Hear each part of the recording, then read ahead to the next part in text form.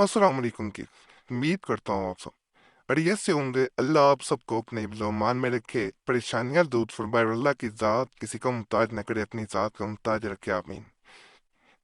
आज जो खास अमल, खास वजीफ़ा, खास दुआ मैं बताने जा रहा हूँ, इसे सिर्फ एक मर्तबा अपनी आंखें बंद करके सुबह और एक दफ़ा शाम पढ़ा जाता है। मुकम्मल दुआ में आगे दिखाता हूँ।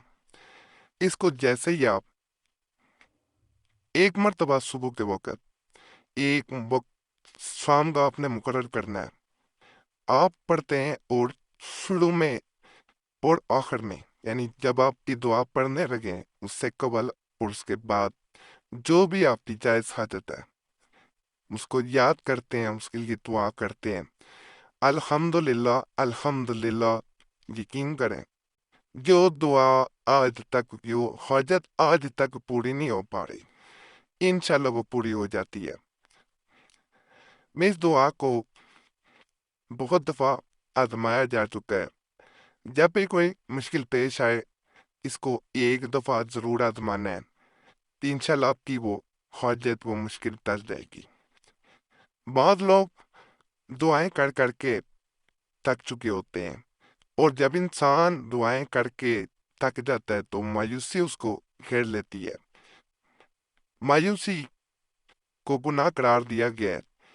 इंसान जब मायूस हो जाता है तो वो यही समझता है कि शायद उसके मुंह से निकली हुई दुआएं रब ताला तक नहीं पहुंच पा रही। अल्लाह ऐसा नहीं है। बाज़ औक़ात किसी काम में मसलत होती है, जैसे कहीं इंसान शादी करना चाह रहा हो लेकिन उसके लिए रिश्ता बेहतर ना हो। अल्लाह की ज़ात को पता होता है, तो अल्लाह बेहतरीन फैसले करने वाला है।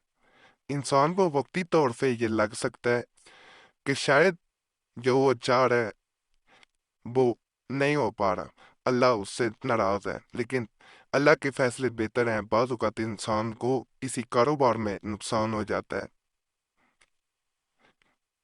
इंसान परेशानी में मायूस फिर दोबारा हो जाता है। तो ऐसे मामलात में कभी मायूस ना हो, इस्तग़फ़ार दी कसरत से पढ़ें। अगर कोई गलती बताई है तो अल्लाह की ज़ात माफ़ फरमा देती है। घर में झगड़े रहना ये भी नहूसत की एक निशानी है। अगर नहूसत है तो फिर भी घर में झगड़े वगैरह शुरू हो जाते हैं, बीमारी आ जाती है। घर में नमाज की पाबंदी करें, अल्लाह का कलाम, कुरान पाक की कसरत से तिलावत करें। बच्चों की तरबियत ऐसी करें कि बच्चे इस्लाम की तरफ मायल हों। यकीन करें ये सब मामला बेहतर हो जाते हैं। सिर्फ अल्लाह की तरफ रुजू करने की देर है।